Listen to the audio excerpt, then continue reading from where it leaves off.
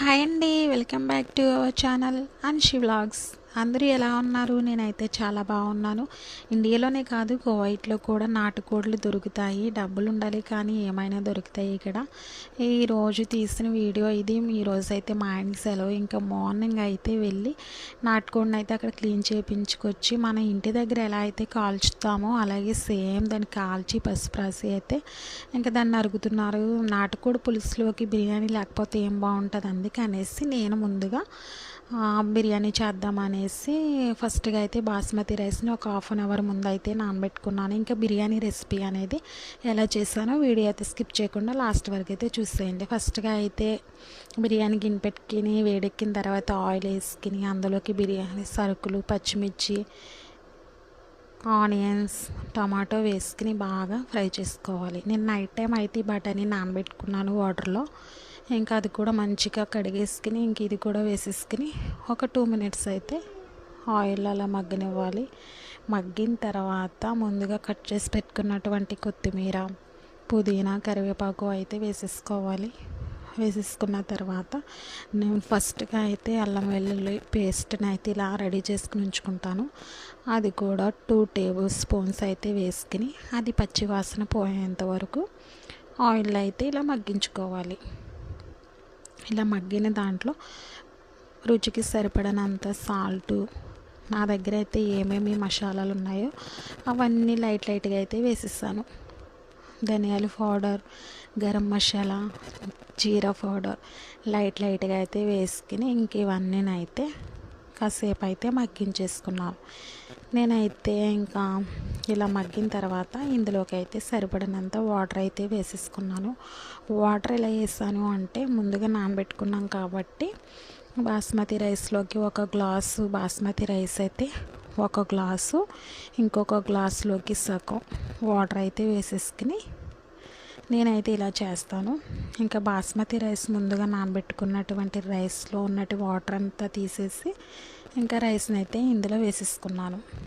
ఇలా వేసుకున్న తర్వాత ఒక 10 మినిట్స్ అయితే ఫుల్ హై ఫ్లేమ్లో పెట్టి ఉడికించుకోవాలి.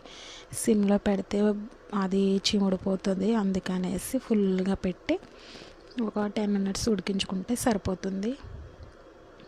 ఒక 10 మినిట్స్ తర్వాత చూస్తే రైస్ అయితే 70% అయితే కుక్ అయిపోయింది. ఇలా ఉన్నప్పుడే దీన్ని అయితే దమ్లో పెట్టేయాలి. దమ్లో పెట్టినప్పుడు ఎప్పుడైనా సరే సిమ్లో పెట్టుకోవాలి, లేదంటే మాడిపోయే ఛాన్స్ ఉంటుంది. ఇంకా దమ్లో పెట్టేసి నేనైతే నెక్స్ట్ ఏంటి రెడీ చేసేదంటే నాటుకోడి పులుసు. అది ఎలా చేసానో కూడా చూసేయండి, వీడియో స్కిప్ చేయొద్దు. ఫస్ట్గా అయితే కడాయి పెట్టుకుని ఆయిల్ వేసుకుని అందులోకి లైట్గా బిర్యానీ సరుకులు అయితే వేసాను. ఎందుకంటే నాటుకోడి పులుసు కదా, స్పైసీగా ఉంటే చాలా బాగుంటుంది. ఇంక ఇండియాలో నేను ఎలా చేస్తానో సేమ్ ఇక్కడ కూడా అలానే చేశాను.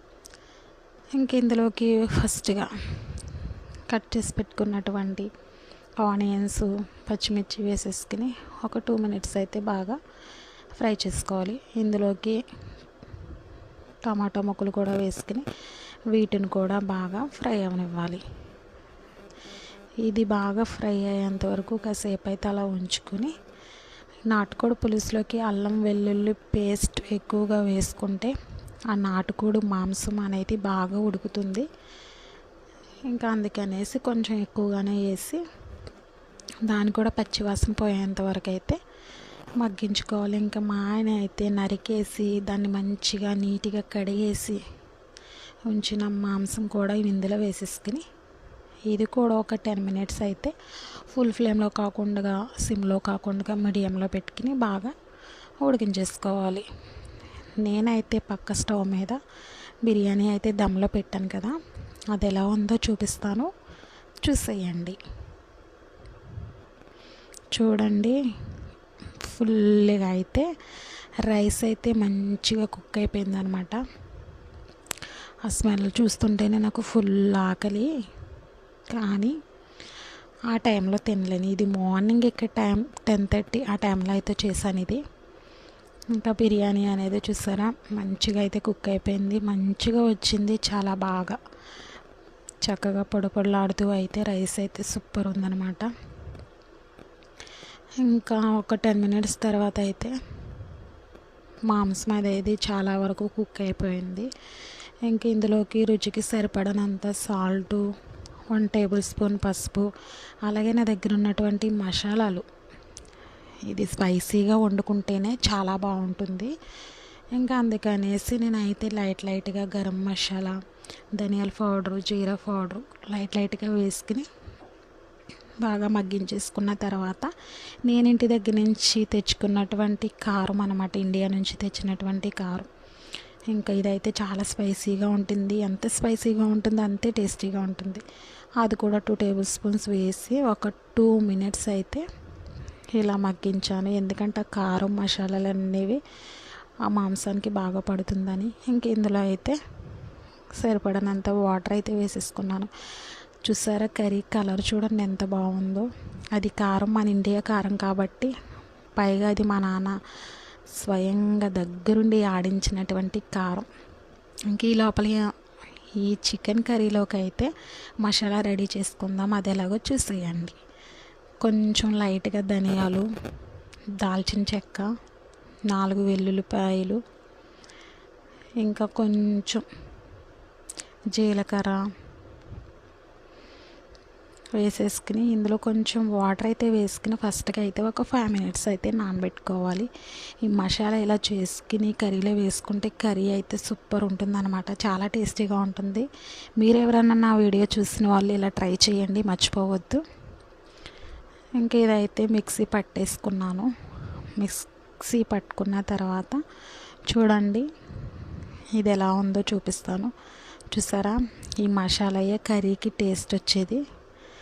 ఇంకా చూసారా ఆయిల్ అయితే పైకి తేలిపోతుంది అనమాట. అంటే కర్రీ అనేది రెడీ అవుతుంది, ఇంకా దగ్గరకు వచ్చేసింది. ఇంక ఇందులో ముందుగా నేను మిక్సీ పట్టుకున్నటువంటి ఆ మసాలాని అయితే ఇందులో వేసేసాను. వేసేసిన తర్వాత ఒక 5 మినిట్స్ అయితే అలా మంచిగా సిమ్లో పెట్టి అలా ఉడికించేసాను. కర్రీ అనేది చాలా టేస్టీగా అయితే వచ్చింది. నేనైతే తినేసాను. సూపర్ ఉందన్నమాట. బిర్యానీ కానీ కర్రీ కానీ సూపర్. లాస్ట్లో ఫైనల్గా అయితే కొత్తిమీర వేసిస్తాను. నా వీడియో నచ్చితే కనుక లైక్ చేయండి, కామెంట్ చేయండి, షేర్ చేయండి. ఇంకా ఎవరైనా సబ్స్క్రైబ్ చేసుకోకపోతే సబ్స్క్రైబ్ చేసుకోండి. Thank you for watching. Hi అండి, welcome back to our channel Anshi vlogs. అందరూ ఎలా ఉన్నారు? నేనైతే చాలా బాగున్నాను. ఇండియాలోనే కాదు, కువైట్లో కూడా నాటుకోళ్ళు దొరుకుతాయి. డబ్బులు ఉండాలి కానీ ఏమైనా దొరుకుతాయి ఇక్కడ. ఈరోజు తీసిన వీడియో ఇది. ఈరోజు అయితే మా ఆయనకి సెలవు. ఇంకా మార్నింగ్ అయితే వెళ్ళి నాటుకోడిని అయితే అక్కడ క్లీన్ చేయించుకొచ్చి మన ఇంటి దగ్గర ఎలా అయితే కాల్చుతామో అలాగే సేమ్ దాన్ని కాల్చి పసుపు రాసి అయితే ఇంకా దాన్ని అరుగుతున్నారు. నాటుకోడి పులుసులోకి బిర్యానీ లేకపోతే ఏం బాగుంటుంది, అందుకనేసి నేను ముందుగా బిర్యానీ చేద్దామనేసి ఫస్ట్గా అయితే బాస్మతి రైస్ని ఒక 1/2 అవర్ ముందు అయితే నానబెట్టుకున్నాను. ఇంకా బిర్యానీ రెసిపీ అనేది ఎలా చేశానో వీడియో అయితే స్కిప్ చేయకుండా లాస్ట్ వరకు అయితే చూసేయండి. ఫస్ట్గా అయితే బిర్యానీ గిన్నె పెట్టుకుని వేడెక్కిన తర్వాత ఆయిల్ వేసుకుని అందులోకి బిర్యానీ సరుకులు, పచ్చిమిర్చి, ఆనియన్స్, టమాటో వేసుకుని బాగా ఫ్రై చేసుకోవాలి. నేను నైట్ టైం అయితే ఈ బఠానీ నానబెట్టుకున్నాను వాటర్లో. ఇంకా అది కూడా మంచిగా కడిగేసుకుని ఇంక ఇది కూడా వేసేసుకుని ఒక 2 మినిట్స్ అయితే ఆయిల్ అలా మగ్గనివ్వాలి. మగ్గిన తర్వాత ముందుగా కట్ చేసి పెట్టుకున్నటువంటి కొత్తిమీర, పుదీనా, కరివేపాకు అయితే వేసేసుకోవాలి. వేసేసుకున్న తర్వాత నేను ఫస్ట్గా అయితే అల్లం వెల్లుల్లి పేస్ట్ని అయితే ఇలా రెడీ చేసుకుని ఉంచుకుంటాను. అది కూడా 2 టేబుల్ స్పూన్స్ అయితే వేసుకుని అది పచ్చి వాసన పోయేంత వరకు ఆయిల్ అయితే ఇలా మగ్గించుకోవాలి. ఇలా మగ్గిన దాంట్లో రుచికి సరిపడనంత సాల్టు, నా దగ్గర అయితే ఏమేమి మసాలాలు ఉన్నాయో అవన్నీ లైట్గా అయితే వేసిస్తాను.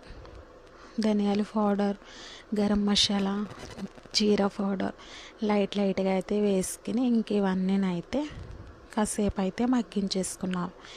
నేనైతే ఇంకా ఇలా మగ్గిన తర్వాత ఇందులోకి అయితే సరిపడినంత వాటర్ అయితే వేసేసుకున్నాను. వాటర్ ఎలా వేసాను అంటే ముందుగా నానబెట్టుకున్నాం కాబట్టి బాస్మతి రైస్లోకి 1 గ్లాసు బాస్మతి రైస్ అయితే 1 గ్లాసు, ఇంకొక గ్లాసులోకి సగం వాటర్ అయితే వేసేసుకుని నేనైతే ఇలా చేస్తాను.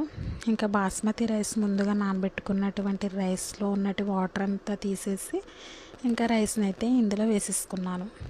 ఇలా వేసుకున్న తర్వాత ఒక 10 మినిట్స్ అయితే ఫుల్ హై ఫ్లేమ్లో పెట్టి ఉడికించుకోవాలి. సిమ్లో పెడితే అది చిముడిపోతుంది, అందుకనేసి ఫుల్గా పెట్టి ఒక 10 మినిట్స్ ఉడికించుకుంటే సరిపోతుంది. ఒక 10 మినిట్స్ తర్వాత చూస్తే రైస్ అయితే 70% అయితే కుక్ అయిపోయింది. ఇలా ఉన్నప్పుడే దీన్ని అయితే దమ్లో పెట్టేయాలి. దమ్లో పెట్టినప్పుడు ఎప్పుడైనా సరే సిమ్లో పెట్టుకోవాలి, లేదంటే మాడిపోయే ఛాన్స్ ఉంటుంది. ఇంకా దమ్లో పెట్టేసి నేనైతే నెక్స్ట్ ఏంటి రెడీ చేసేదంటే నాటుకోడి పులుసు. అది ఎలా చేసానో కూడా చూసేయండి, వీడియో స్కిప్ చేయొద్దు. ఫస్ట్కి అయితే కడాయి పెట్టుకుని ఆయిల్ వేసుకుని అందులోకి లైట్గా బిర్యానీ సరుకులు అయితే వేసాను. ఎందుకంటే నాటుకోడి పులుసు కదా, స్పైసీగా ఉంటే చాలా బాగుంటుంది. ఇంక ఇండియాలో నేను ఎలా చేస్తానో సేమ్ ఇక్కడ కూడా అలానే చేశాను. ఇంక ఇందులోకి ఫస్ట్గా కట్ చేసి పెట్టుకున్నటువంటి ఆనియన్స్, పచ్చిమిర్చి వేసేసుకుని ఒక 2 మినిట్స్ అయితే బాగా ఫ్రై చేసుకోవాలి. ఇందులోకి టమాటో ముక్కలు కూడా వేసుకుని వీటిని కూడా బాగా ఫ్రై అవనివ్వాలి.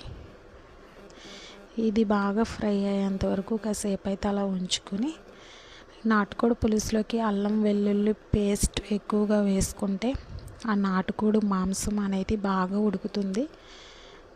ఇంకా అందుకనేసి కొంచెం ఎక్కువగానే వేసి దాన్ని కూడా పచ్చివాసన పోయేంత వరకు అయితే మగ్గించుకోవాలి. ఇంకా మా ఆయన అయితే నరికేసి దాన్ని మంచిగా నీట్గా కడిగేసి ఉంచిన మాంసం కూడా ఇందులో వేసేసుకుని ఇది కూడా ఒక 10 మినిట్స్ అయితే ఫుల్ ఫ్లేమ్లో కాకుండా సిమ్లో కాకుండా మీడియంలో పెట్టుకుని బాగా ఉడికించేసుకోవాలి. నేనైతే పక్క స్టవ్ మీద బిర్యానీ అయితే దమ్లో పెట్టాను కదా, అది ఎలా ఉందో చూపిస్తాను, చూసే.